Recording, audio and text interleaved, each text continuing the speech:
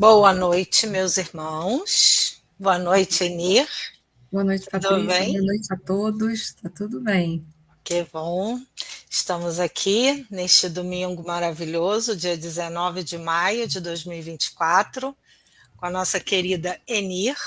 Hoje ela continua, né, nesse trabalho aí do sermão profético, e hoje vai ser as grandes tribulações do sermão profético. Vamos ver aí o que nós vamos continuar nosso estudo, né? Então vamos dar uma boa noite aqui. A Leida. Oi, Leida, como vai? Tudo bem? Obrigado pelas boas vibrações. A Renata Cristina, boa noite. Edilene Abreu. A Regina Hampton. Glória Fonseca, boa noite. Edilene, obrigada, querida. Para você também, uma ótima noite. Vou fazer uma leitura do Vida Feliz, abri aqui no capítulo 86. Vamos ver o que a Joana, através do Divaldo, nos traz. Insiste na preservação da tua saúde.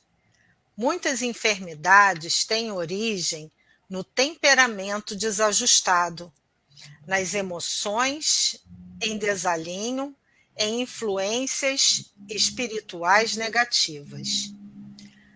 A ansiedade, o medo, o pessimismo, a ira, o ciúme, o ódio são responsáveis por males que ainda não se encontram catalogados, prejudicando a saúde física, emocional e mental.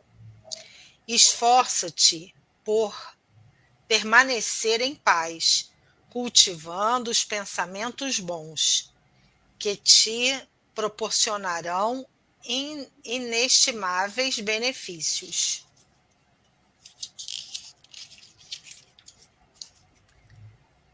Conforme preferires mentalmente, assim será a existência. Será que é isso mesmo? Pulei. É isso mesmo. Conforme preferires mentalmente, assim te será a existência. Então vamos agora fazer a nossa prece de início, pedindo a espiritualidade amiga dessa amada casa, Fraternidade Espírita Oswaldo Cruz, esses mentores que sempre estão nos auxiliando, nos envolvendo nessas bênçãos de amor e paz. Pedimos também ao nosso Senhor Jesus Cristo que nos fortaleça o bom ânimo, nos fortaleça a fé, para que possamos continuar a nossa caminhada e que nesta noite possamos permanecer na sua presença, buscando sempre o melhor dessas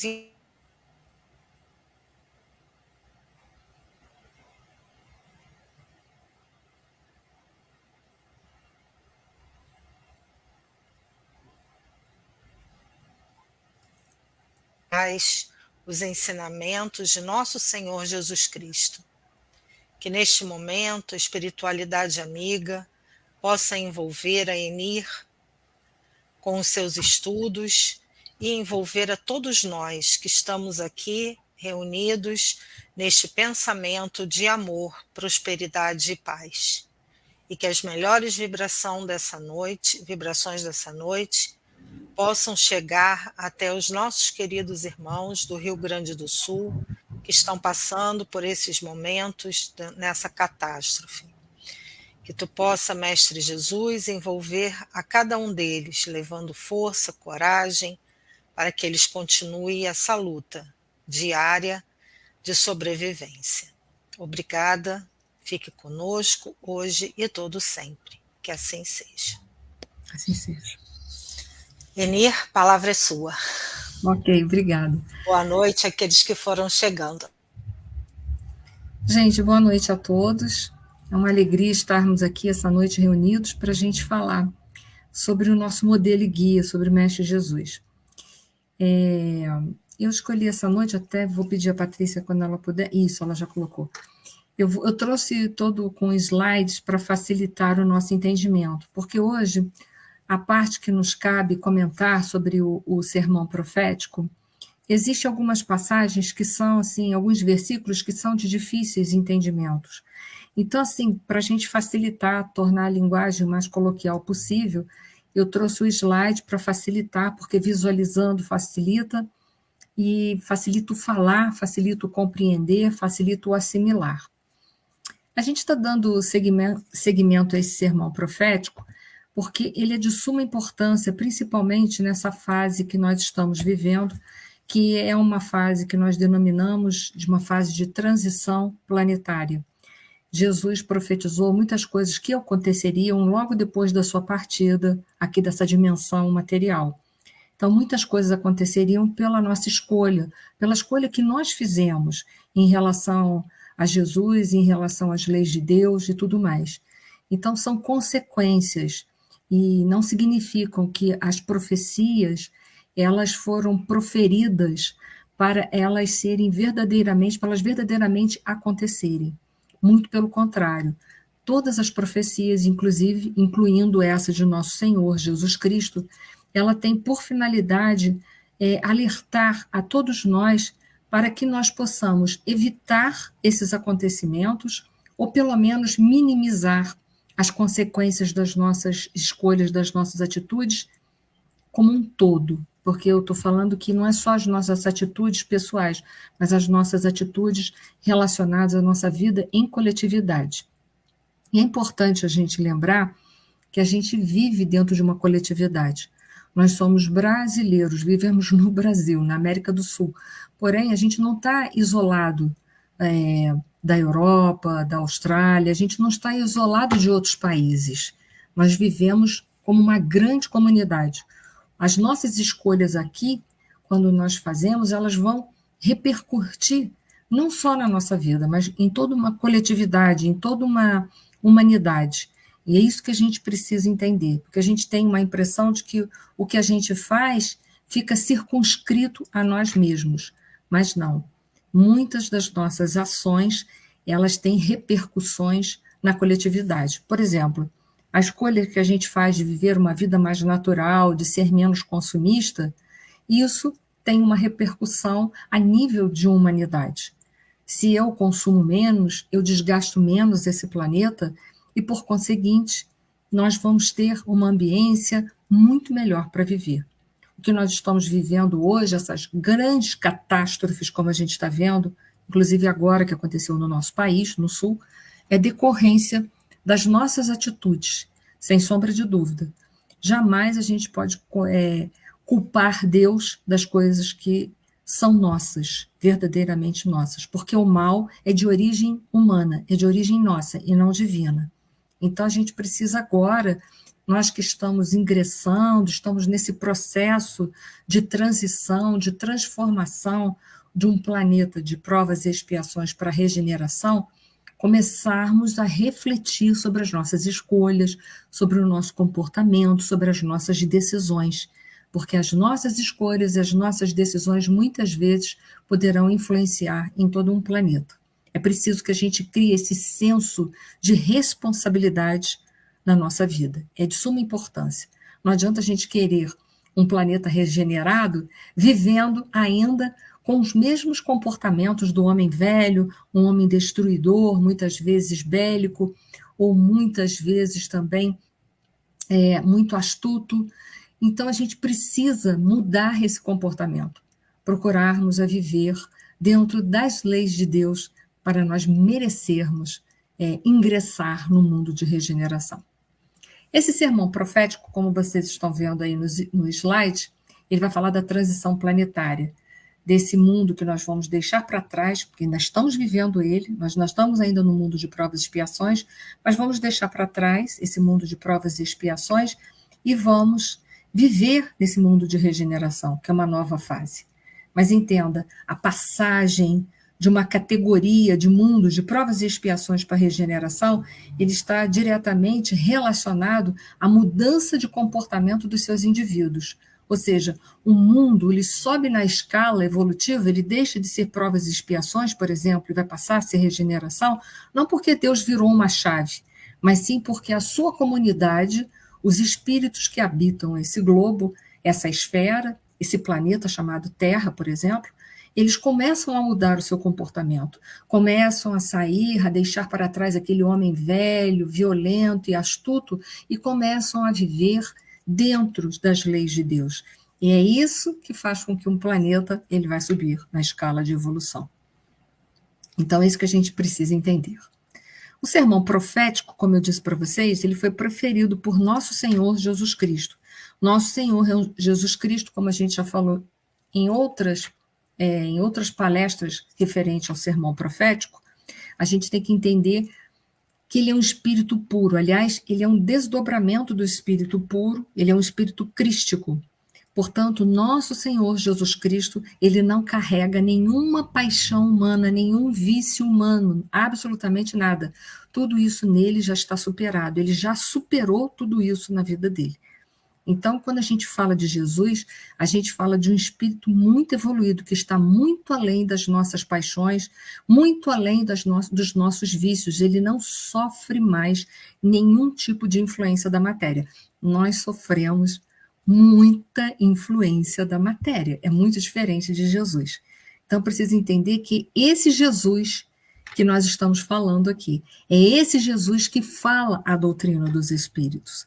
Não é outro Jesus a não ser esse, um espírito que está acima, mas que veio até nós para mostrar que existe uma possibilidade, porque tudo aquilo que Jesus falou, ele viveu também e disse que nós poderíamos viver, porque em essência nós somos filhos de Deus, filhos da luz.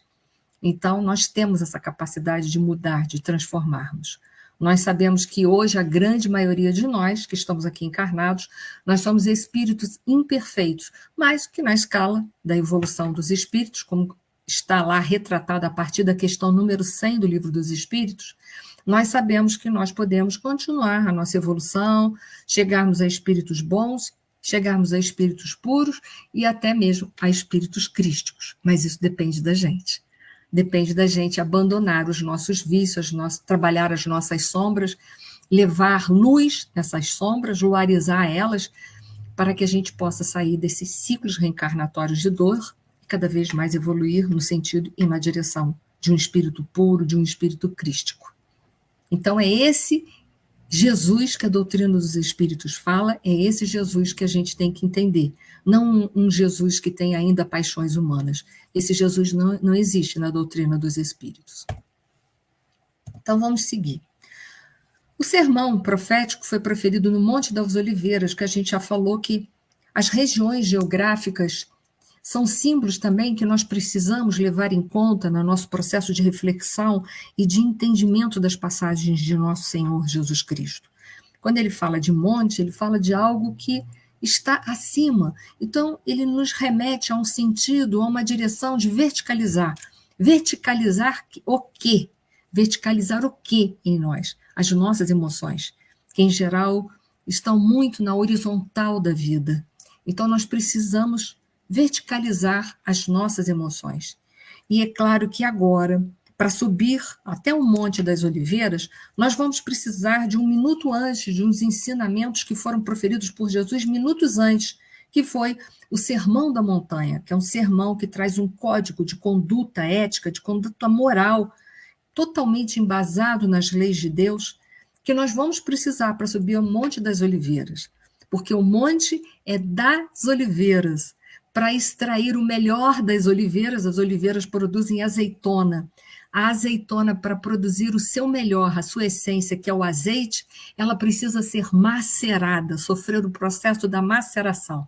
Só suporta viver momentos de provas e expiações se nós estivermos dispostos a viver todo o sermão da montanha. Se a gente estiver disposto a viver verdadeiramente, saber teoria e prática, praticar a teoria deixada para lá, aí sim nós vamos conseguir chegar até esse Monte das Oliveiras, porque lá a oliveira, para poder extrair a sua essência, ela precisa ser macerada. Então a gente não pode esquecer isso.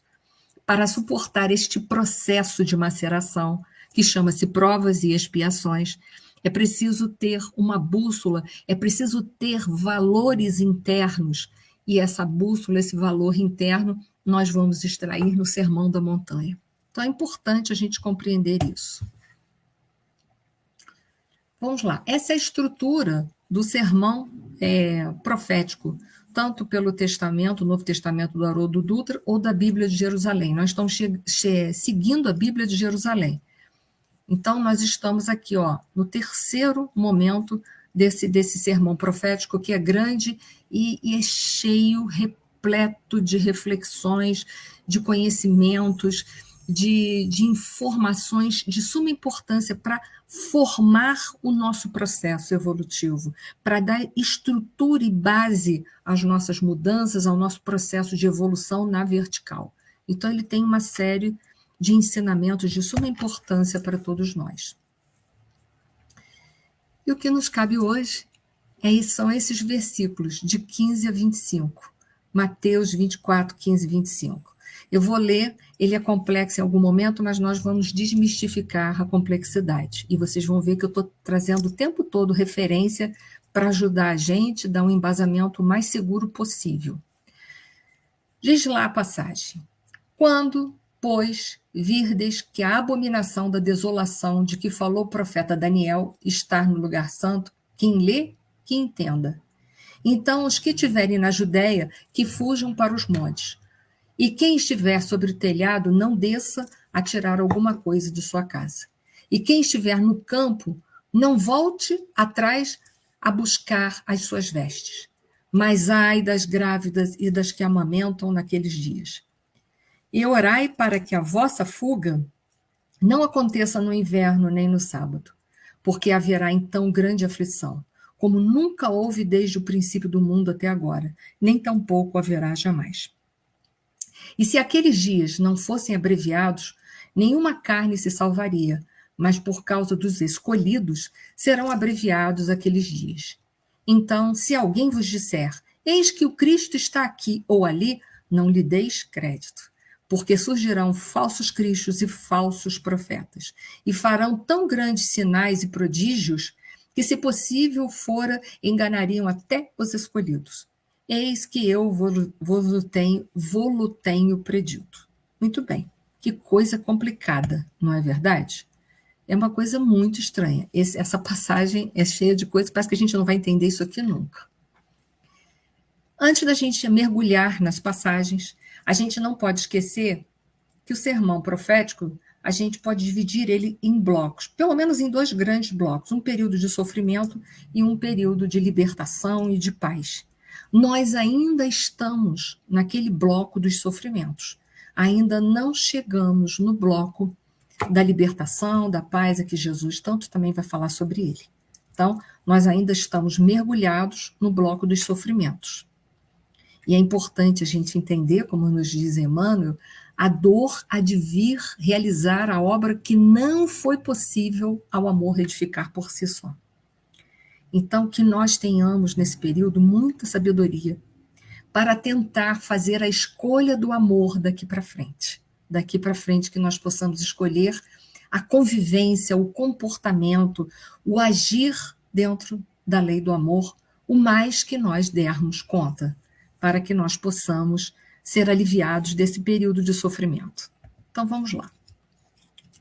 Quando, pois, virdes, olha que coisa difícil, né? Estranha demais, né? Quando, pois, virdes que a abominação da desolação de quem falou o profeta Daniel está no lugar santo, quem lê que entenda. Olha que coisa estranha. Kardec trabalhou isso, porque a gente sabe que o livro A Gênese, capítulo 16, 17 e 18, vai estar trabalhando com o sermão profético.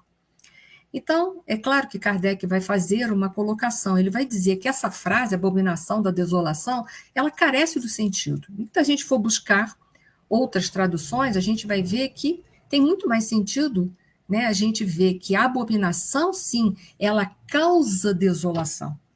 Toda abominação é diferente. A abominação é que causa desolação, e não a abominação da desolação. Então, ele quer crer que foi uma questão de tradução, de interpretação, né? Foi interpretado talvez muito ao pé da letra, e por isso que fica muito sem sentido quando a gente vai ler esse versículo ali, vai ver a abominação da desolação. Não, a abominação é que causa uma desolação. Então, a primeira coisa que ele coloca é isso daí. Abominação, ele coloca assim, o sentido então se torna perfeitamente claro quando a gente coloca que a abominação causa desolação. Portanto, se compreende que a abominação age de acarretar desolação como castigo, como consequência, né?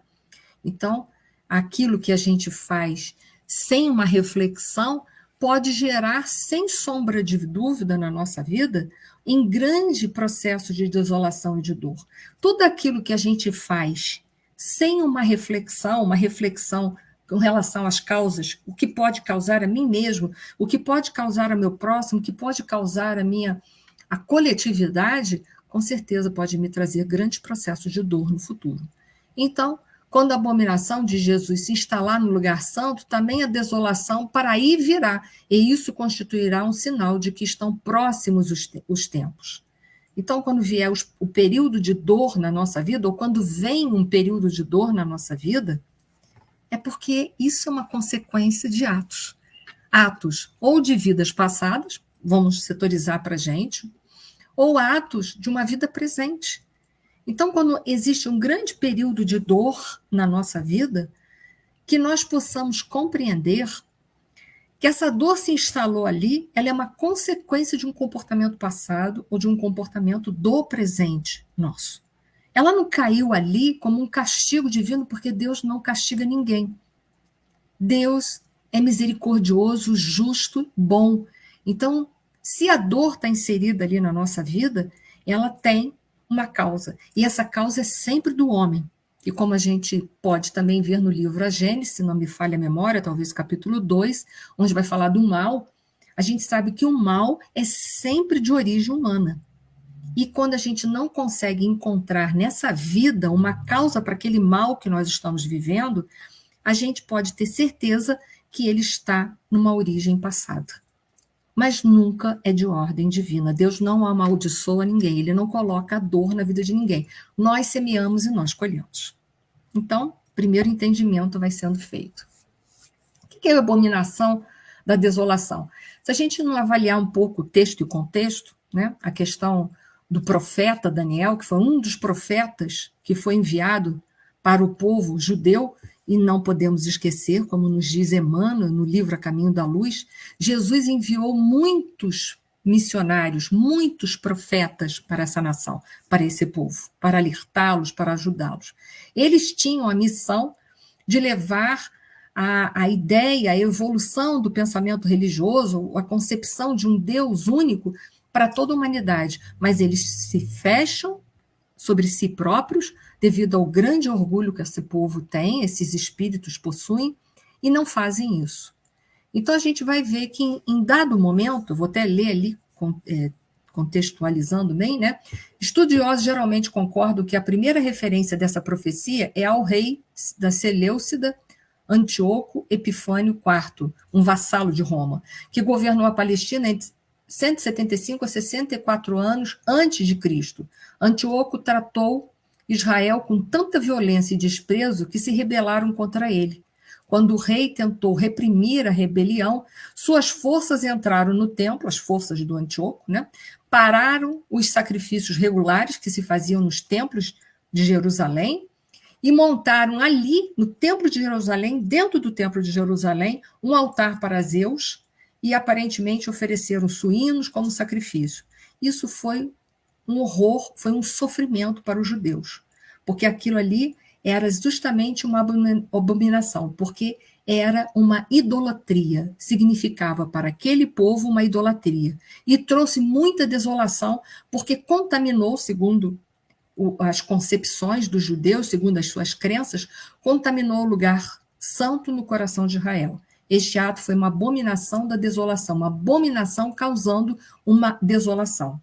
Então, a palavra que nós vamos avaliar ali, aquilo, o que poderia nos ocasionar, nos trazer ou nos levar a um processo de desolação na nossa vida. Para aquele povo especificamente, foi a idolatria, foi aquele momento que eles viveram ali. Mas a palavra idolatria, ela significa culto a ídolos. Sim, mas o que significa isso hoje para o século XXI? É o que nós queremos saber. Hoje, para o século XXI, isso ganha uma nova, um novo significado, uma nova abrangência, uma nova forma de se ver, porque nós temos que contextualizar isso. Então, qualquer coisa que pode tornar-se um ídolo para o homem, como, por exemplo, um estilo de vida, um emprego, um carro que seja mais importante do que qualquer outra coisa, uma marca comercial, o valor, o apego ao dinheiro, a fama, o poder, isso tudo pode representar hoje para nós, se a gente estiver apegado, é bom entender bem isso, né? Um apego, isso pode resultar futuramente para a nossa vida em grande desolação, em grandes processos de sofrimento. Porque todas essas coisas que eu citei agora nos mantêm de uma forma muito ligados à vida material. E nós sabemos que nós precisamos nos desligar desse apego excessivo ao mundo material, à vida material. Não é que a gente deve abominar a vida material, não é isso. A gente deve ter o que precisa ter dentro da vida material, mas ter as coisas sem ser possuído por elas. Então, é nesse sentido que pode estar significando para nós no século XXI, a esse apego exagerado que a gente dá a todas essas coisas da vida material e que nos mantém totalmente presos à horizontalidade da vida e não nos permite a verticalização dos nossos sentimentos, das nossas emoções, que nos impedem, em suma, de nos espiritualizar. Então, a gente vai interpretar aquela passagem tão difícil ali dessa forma. Né? Vou pular isso aqui não vai ser muito importante para nós. Depois que foi dita essa frase, que a gente viu que tinha que mudar um pouco o sentido para que ela, né, mudar um pouco a forma da escrita para que a gente encontrasse um entendimento pleno do versículo, Jesus coloca assim, né? Não foi Jesus, mas foi Mateus que escreveu, ele falou assim: quem lê, entenda. E aí eu fui buscar subsídio numa obra de Emmanuel, Vinha de Luz, no primeiro capítulo, que o Emmanuel vai trabalhar só sobre essa parte final desse versículo, que está entre parênteses, que diz que é para a gente extrair da letra o espírito, que é mais ou menos isso, né? Quem lê, entenda. Que entendimento que a gente tem que fazer? A gente tem que sair da letra e buscar o espírito, o que está nas entrelinhas desse versículo. Então, Emmanuel, logo no início, o Emmanuel ele fala assim: assim como as criaturas, em geral, ele não diz que são todos nós, mas em geral, convertem as produções sagradas da terra em objeto de perversão dos sentidos, ou seja, a gente faz uma distorção do que é sagrado, a gente interpreta o sagrado de acordo com as nossas necessidades, de acordo com os nossos interesses pessoais. Vou dar um exemplo. Lembre-se de quantas guerras foram feitas em nome de Jesus, né? Interpretação errada das escrituras que levaram muitos a acharem que tinham que implantar os ensinamentos de Jesus pela espada, pela guerra. Então, Emmanuel coloca lá: assim como as criaturas em geral convertem as produções sagradas da terra em objeto de perversão dos sentidos, movimento análogo se verifica no mundo com referências aos frutos do pensamento. Nós fazemos isso também. As nossas próprias reflexões, às vezes, são totalmente permeadas por sabotagens. Quantas vezes a gente interpreta os contextos da nossa própria vida totalmente permeados pelas nossas sabotagens, por fugas, por mecanismos de fuga do ego? Então, que a gente possa entender, sem colocar os nossos interesses pessoais, sem colocar as nossas sabotagens, mas entender as escrituras, entender as palavras de Jesus, não de conformidade com aquilo que nos convém, mas sim buscando o entendimento real das palavras, mesmo quando esse entendimento nós cheguemos à conclusão de que nada lhe nos convém. Porque é muito difícil realmente a transformação. Viver Jesus é muito difícil. Então, Emmanuel continua, eu vou dar uma pulada ali. Ele fala assim: quantos olhos passam por ele, pelas escrituras, pelas questões do sagrado, né, inquietos, anotando deficiências da letra ou catalogando possíveis equívocos a fim de espalharem sensacionalismo e perturbações. Ou quantas vezes também a gente vai buscar, quando a gente está lendo as escrituras, falhas ou interpretações erradas para criar sensacionalismo e perturbações, e quando a gente faz isso, deturpa as letras para criar sensacionalismos e perturbações no meio, com o intuito de ser divulgado ou de ser divulgados os nossos interesses pessoais, a gente não pode esquecer uma coisa, que aqueles que plantam cardos vai colher espinhos.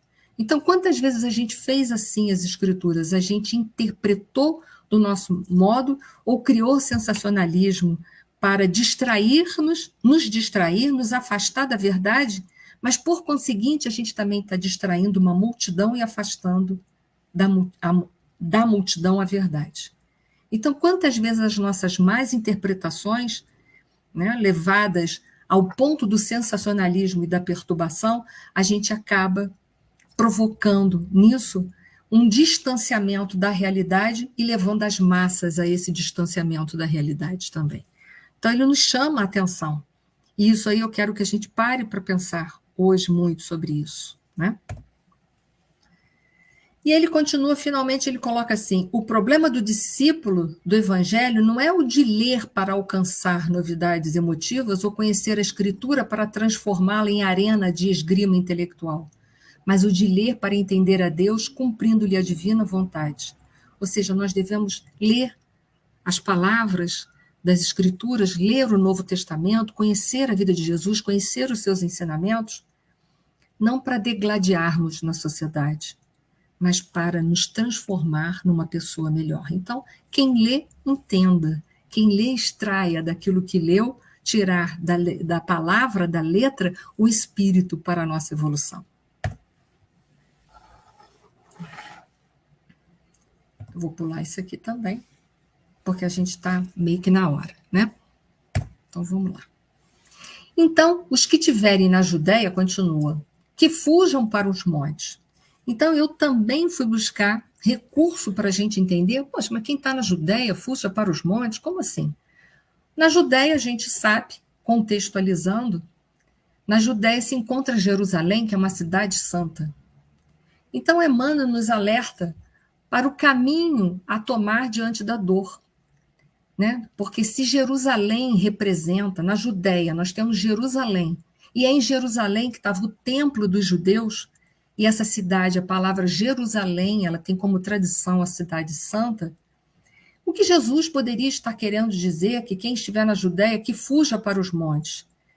Que quando a gente estiver diante da dor, que o sentido, a direção que a gente deve tomar diante da dor é para cima, olhar para cima, é buscar espiritualizar-se e não se entregar. E como a gente faz quando a gente está na dor?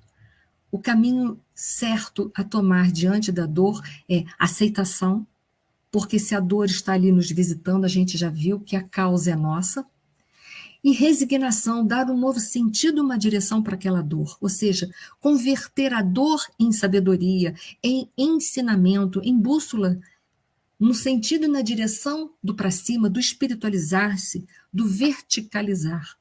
Porque, como diz Joana de Ângeles, se a dor, se o sofrimento, ele não for convertido em experiência, ele se torna masoquismo. Então, essa passagem de Jesus, a gente pode interpretar dessa forma. Os que estiverem na Judéia, que fujam para os montes, que verticalizem. Aqueles que tiverem processo de sofrimento, que diante do sofrimento utilizem a dor como a benfeitora para nos verticalizar, para subir, para nos espiritualizar. E aí a gente vai entendendo melhor, né? E aí ele continua, e quem estiver sobre o telhado, não desça a tirar coisa alguma de sua casa, e quem estiver no campo, não volte atrás à busca de sua veste. Então, é outra passagem tão simbólica que a gente tem hora que tem dificuldade. Ora, então se eu estiver no telhado, sim, mas, né? O que significa o telhado? O que poderia simbolicamente representar o telhado para nós? E aí eu fui buscar em Eliseu Rigonati, o Evangelho dos Humildes, que é um livro também bom para a gente estudar o Evangelho. Descer do telhado significa que nós não devemos levar para o novo mundo, para esse mundo de regeneração que a gente almeja, as ideias do passado. Ou seja, a gente precisa abandonar o homem velho e levar para esse mundo um homem novo, um homem mais disposto a amar o próximo, um homem mais disposto a trabalhar pela coletividade, um homem mais disposto a ser fraterno, a viver com um sentimento de comunhão e de fraternidade entre os irmãos. Então, a gente vai descortinando essa passagem de Jesus, a gente vai vendo que não é tão difícil. Quando a gente estuda, recorrendo a outros que já vieram também no caminho, interpretando as palavras de Jesus, a gente vai vendo que ela não é tão difícil. Então, do descer do telhado não desça, não volte, deixe para trás o homem velho e siga agora para frente, olhando para frente, cada vez mais mergulhando, se transformando, cada vez mais verticalizando, deixando para trás o homem velho. E ele diz, quem estiver no campo, não volta para trás, não busca as suas vestes.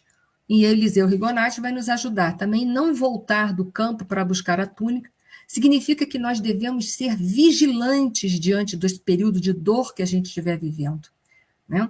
Para que quando os tempos novos chegarem, estejamos preparados, pois se não estivermos, não haverá oportunidade para nos preparar.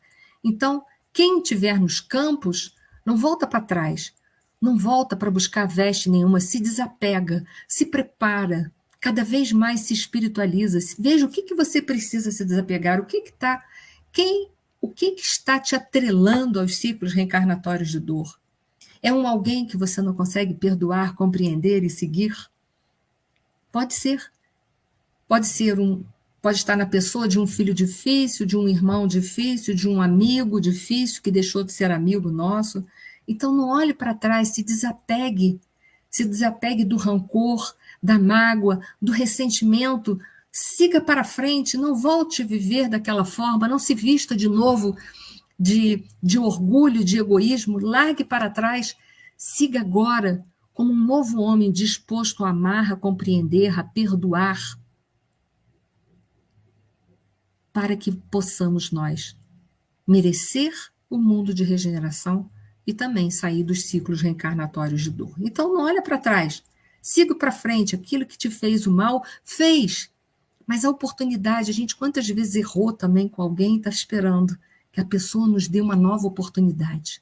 Então, dê uma nova oportunidade, perdoa, saia do ressentimento, saia da mágoa, se é isso que está te prendendo à terra. Procure conviver melhor com aquele que você tem dificuldade, que você não tem simpatia. Talvez não dê para dizer hoje eu te amo, mas já dê para você respeitar essa pessoa, para começar a construir uma compreensão daquela personalidade que para você é tão difícil. Então, não olha para trás. O que está te prendendo para trás? Deixa para trás e siga. Se desapegue. E aí é mais difícil ainda quando chega esse versículo que Jesus fala, mas ai das grávidas e das que amamentarem naquele dia. Olha que coisa estranha. O que Jesus quis dizer com isso? Para a gente entender novamente, a gente vai contextualizar. Qual foi a primeira gravidez que a gente teve notícia no Velho Testamento? A primeira gravidez que foi registrada foi quando Eva concebeu e deu à luz a Caim. E a gente sabe que ela concebeu e deu à luz depois de ter feito uma péssima escolha. Então, a gente tem que contextualizar que para esse povo, né, a questão da gravidez, em geral, está para este povo relacionado a impurezas cometidas. Para esse povo, a gente está contextualizando. Para esse povo, representa todas as impurezas que nós cometemos. Mas ai das mulheres grávidas que amamentarem, né? Confiadas. Mas ai de nós, vamos ver, ai de nós que estamos vivendo esse período de transição, um período de inversão de valores que nós estamos vivendo dentro de uma sociedade, cada dia a gente está vivendo mais essas inversões de valores, porque não que elas estejam crescendo, elas estão só aparecendo, estão se tornando mais públicas, porque a inversão de valores sempre existiu, a gente só olhar para trás na história da humanidade, mas a gente está vivendo neste período, e aí Jesus está lamentando aqueles que estão vivendo desse período, que estão nascendo nesse período, que estão vivendo um período em que há guias, pessoas infiéis, pessoas que confundem a nossa mente, que confundem a nossa cabeça do que é certo, do que é errado. A gente vê hoje isso com clareza nas redes sociais. Quantos fake news que são publicados, confundindo as informações, trazendo informações truncadas, que a gente não sabe se é fato ou se não é, e que a gente às vezes perde um tempão para poder sair dessa confusão e encontrar o caminho da verdade. Então, Jesus está lamentando esses que estão vivendo dentro desse período, que estão vivendo desse período em que as pessoas estão sendo tão indignas, que estão usando, por exemplo, os meios, as comunicações de rede, para confundir os nossos pensamentos. Isso é só um exemplo. Então, nós estamos vivendo um período muito severo. Então, ai daqueles que estão nascendo e que estão vivendo dentro desse período, que viverão um período de muito sofrimento, porque não saberão ao certo se aquilo que está sendo vivido é fato ou não é fato. E a gente já está vivendo esse período. Quantas informações chegam para a gente e que a gente tem que decantar, procurar, para saber o que é verdade e o que é mentira. Então, Jesus está fazendo uma lamentação, né? Lamentando aqueles que estão nascendo nesse período, aqueles que estão vivendo nesse período, porque é um período muito difícil para todos nós. É um período que nos obriga muito a decantar as informações, a refletir muito, a buscar as fontes, a interpretar melhor as coisas, a fazer uma reflexão maior, porque o período está assim.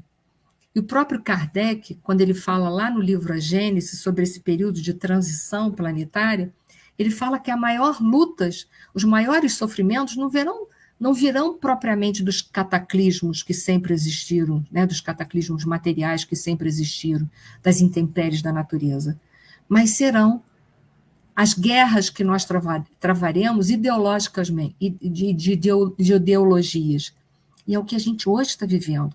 Uma verdadeira guerra ideológica, preconceituosa, em que a gente não consegue mais entender e sentir que, acima dos preconceitos, a gente tem que entender que todos nós somos irmãos e que precisamos ter uma conduta de misericórdia, de paciência. Né? Então, é esse período que Jesus está, nesse versículo, retratando para todos nós. Esse período que a gente está vivendo e que a gente, mais do que nunca, tem que fazer o evangelho prevalecer, o amor ao próximo prevalecer. Buscar sair daquela confusão que nós estamos vivendo, sair da inversão de valores, sair dos fake news que nos confundem ainda mais nas redes sociais, mergulhar fundo no entendimento das leis de Deus, para a gente não se deixar levar também pelos falsos cristos e falsos profetas. Né? Vamos lá, que a gente está dando a pincelada. E orai para que a vossa fuga não aconteça no inverno nem no sábado. Orai para que a vossa fuga, fugir. O que significa fugir? Fugir, quem foi nos ajudar a essa interpretação foi Emmanuel, no capítulo 113 do livro Vinha de Luz. Fugir significa abandonar o cárcere de vícios. Mas então, ele diz assim, orai para que o momento em que eu desejar abandonar o meu cárcere de vícios, porque a gente ainda tem muitos vícios que nos mantêm encarcerados, não aconteça no inverno nem no sábado. Pô, mas como é que eu vou interpretar essa linguagem tão simbólica? Como eu devo abandonar o meu cárcere de vícios, né? E orar para que ele não aconteça no inverno nem no sábado. Bom, nós temos as 4 estações. E essas 4 estações estão muito ligadas ao período, a um ciclo da nossa vida. O nascimento, depois crescemos, é o verão da nossa vida, vivemos o período da maturidade, que é o nosso outono, e depois da madureza da nossa vida, nós vamos chegar na velhice. A velhice representa o inverno da nossa vida. Então, orai para que a gente não caia a ficha não se conscientize sobre os cárceres dos nossos vícios quando a gente estiver já na fase do envelhecimento. Por quê? Porque o tempo é curto para poder sair desse cárcere de vícios. Teremos pouco tempo para nos transformar, para nos modificar. Mas ele fala do inverno e do sábado. O que será que significa o sábado? O sábado, né, que é o sabá em hebraico, né, significa o descanso, a inatividade, mas também simboliza o sétimo dia após a criação. Então, ele representa um ciclo. Então, orai para que a gente não tenha só o finalzinho da nossa vida, o finalzinho de um ciclo planetário também, para abandonar os nossos cárceres de vícios. Por quê? Porque pode ser tarde demais. E aí a gente ser convidado para fazer a nossa evolução em outro planeta, como foi o caso dos capelinos. Então, esse versículo simbólico, ele é facilmente interpretado dessa forma. Quando a gente olha que essa fuga representa abandonar o cárcere dos nossos vícios e que a gente não caia a ficha dos nossos vícios justamente no fim do nosso próprio ciclo de vida, de encarnação aqui na Terra, e também que não seja no fim do ciclo de um planeta que está deixando de ser provas e expiações e já está ingressando em regeneração. Por quê? Porque vai ser tarde demais. E aí a gente não vai poder ficar aqui. Então, que a gente se atente para isso o mais rápido que a gente puder se atentar. Porque haverá, então, grande aflição. Claro, se eu só despertar no final de uma encarnação, e se ainda acontecer que esse final da minha encarnação coincida com o fim de ciclo de um planeta de provas e expiações já entrando para a regeneração, será um período de grande aflição para mim, porque eu já não poderei deixar o homem velho para trás, eu ainda estarei mergulhado no cárcere de vícios, e aí eu não vou poder ficar aqui.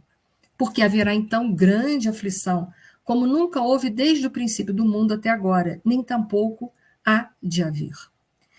E se aqueles dias não fossem abreviados, então, será que a gente pode abreviar os sofrimentos? Né? Porque ele diz assim, e se aqueles dias não fossem abreviados, então virá alguma coisa que poderá abreviar as dores, ele está alertando.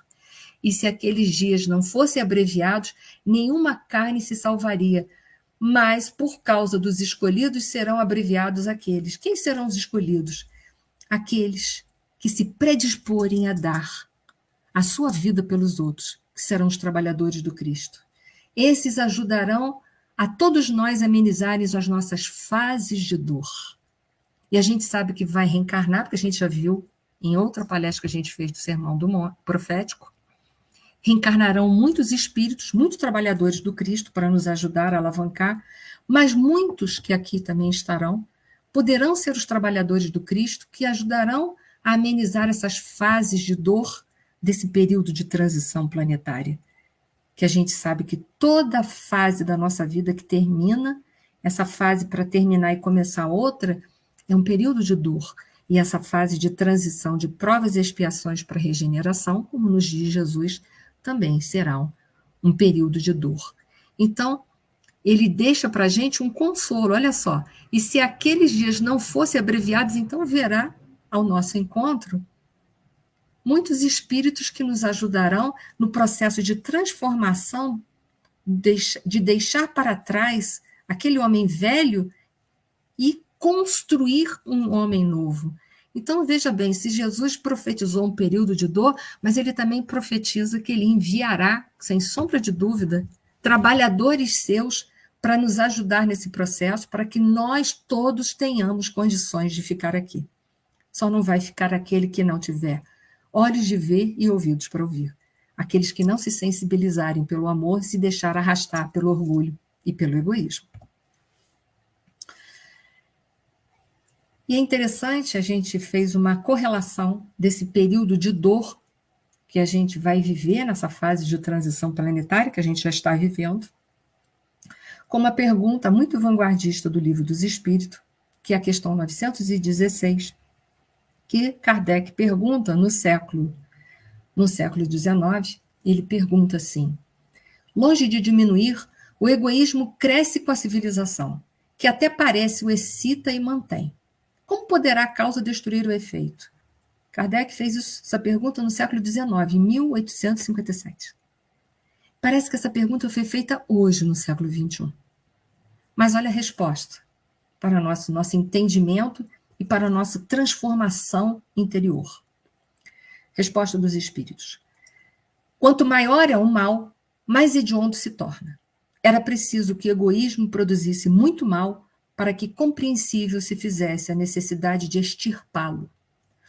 Os homens, quando se houverem despojado do egoísmo que os domina, viverão como irmãos, sem se fazerem mal algum, auxiliando-se reciprocamente, impelidos pelo sentimento mútuo da solidariedade. Então o forte será o amparo e não o opressor do fraco. E não mais serão vistos homens a quem falte o indispensável, porque todos praticarão a lei de justiça, esse reinado do bem que os espíritos estão incumbidos de preparar. Então essa pergunta, essa resposta dá tudo para a gente, né? Esse reinado do bem que os espíritos estão incumbidos de preparar. Os missionários do Cristo que estão sendo enviados para nos fortalecer estão nascendo, vão estar aí.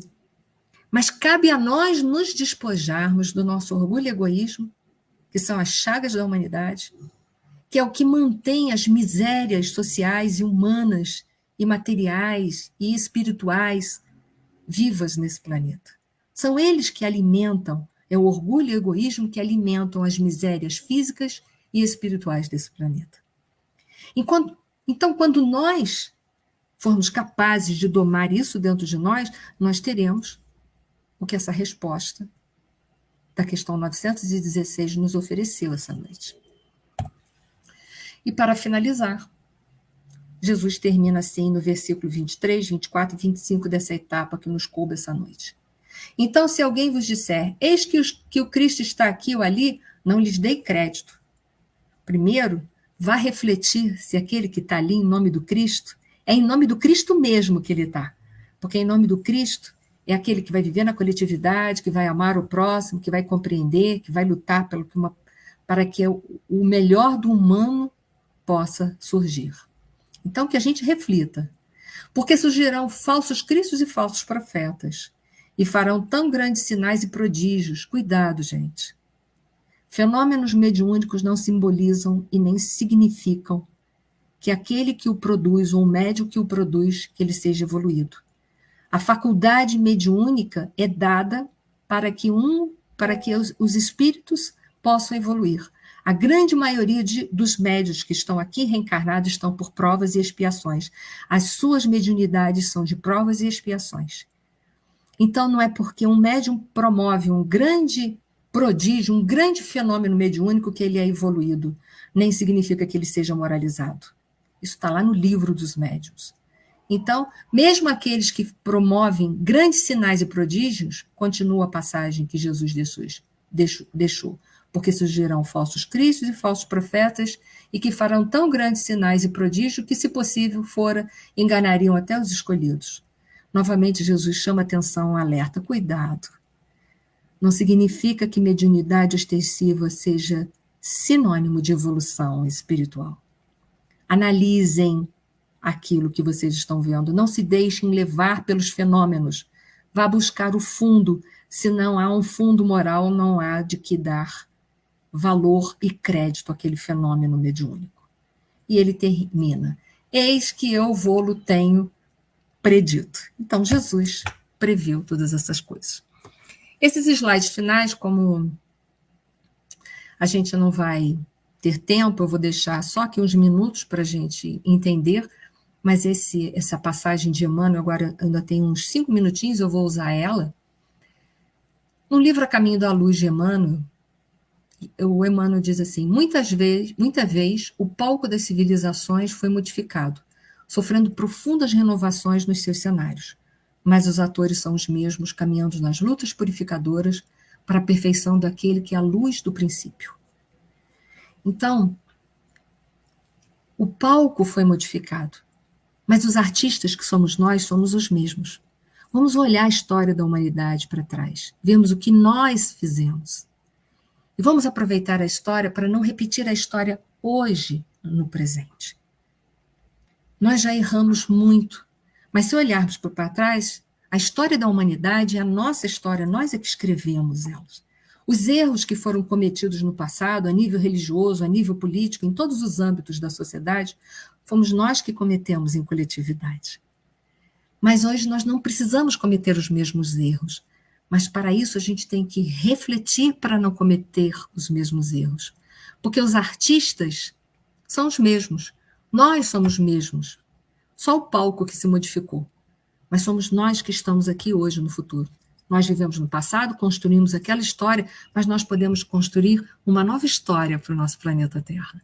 Está nas nossas mãos escrever essa nova história. O nosso planeta já teve uma infância, que é mundo primitivo. Hoje ele está numa fase de juventude para maioridade. Vai alcançar a madureza com o mundo de regeneração, mas ainda tem muita coisa para frente para vir. Tem o período da sabedoria, que são os mundos ditosos e felizes, o do conhecimento e sabedoria, que são os mundos celestes. Quem alavanca a transformação do planeta, que faz com que ele suba na escala dos mundos, somos nós, através da nossa transformação. Deixar aquele homem para trás, imoral, violento, astuto, e passar a sermos homens amor, homens luz, que possamos viver com um comportamento totalmente fraterno em relação à humanidade. A vinda do Cristo inaugurou para nós aqui essa nova fase.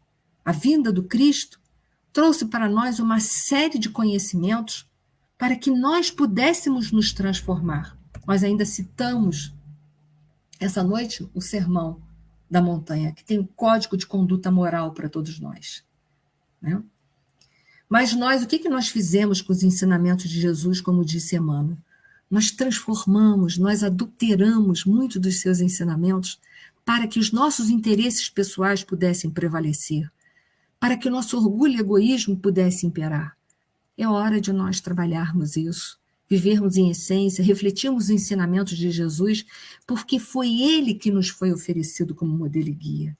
Então é ele que nós temos que mergulhar, estudar, viver, entender e praticar os seus ensinamentos, né?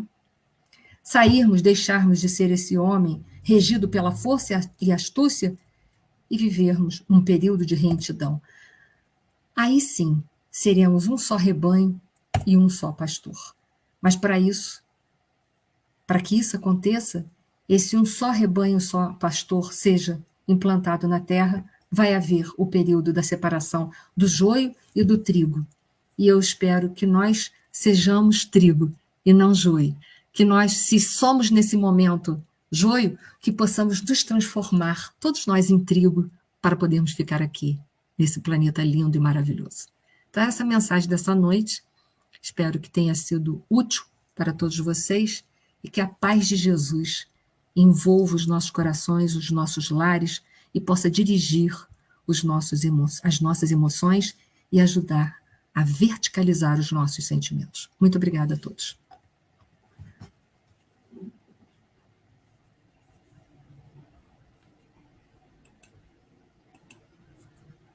Patrícia, está fechado o microfone. Oi. Minha internet hoje está ótima, toda hora ela está caindo. Mas o importante é que a sua estava funcionando. A minha estava. Estava. Então, é o de menos. Mas, mais uma vez, muito obrigada, Enir, foi ótimo. E sempre há tempo, né? Da nossa mudança, da nossa reforma. Todos os dias a gente tem um novo amanhecer e que a gente possa acreditar nisso e realmente buscar nossa mudança interior, né? Porque esse mundo de regeneração, com toda certeza, ele é uma construção nossa. Isso aí. A gente não vai ganhar de presente assim, de mão beijada. Eu quero agradecer a todos vocês que chegaram depois, né? Que a gente não conseguiu dar boa noite individual, mas sintam-se todos acolhidos. E para terminar, eu vou pedir a Enir para fazer a nossa prece final, para a gente terminar. Senhor Deus, Jesus, nosso mestre querido, que possamos, Senhor, mergulhar fundos nos teus ensinamentos, nos ensinamentos que nos foram deixados por ti há mais de 2000 anos, que possamos refletir sobre eles e, acima de tudo, Senhor, colocá-los em prática na nossa vida de relação, na sociedade, conosco, com a nossa família, para que verdadeiramente, Senhor, nós possamos deixar para trás esse homem velho, sairmos dos ciclos reencarnatórios de dor e sermos dignos de implantarmos e podermos viver dentro desse mundo de regeneração que todos nós desejamos, mas que só irá se concretizar se nós trabalharmos por ele. Que nós tenhamos muita força, fé e coragem para nos transformar, para trabalhar os nossos vícios e convertê-los em virtudes, e que possamos aproveitar todos os momentos da nossa vida, que nós temos muitos, cada manhã, cada dia é uma nova oportunidade, como disse a Patrícia, que nós possamos usar essa nova oportunidade para plantarmos amor no nosso caminho, para ajudar aqueles que estão na retaguarda, para sermos solidários e fraternos com todos aqueles que precisarem, Senhor. Gratidão por todos esses ensinamentos e por todas essas oportunidades. E que essa paz continue entre todos nós. Muito obrigada.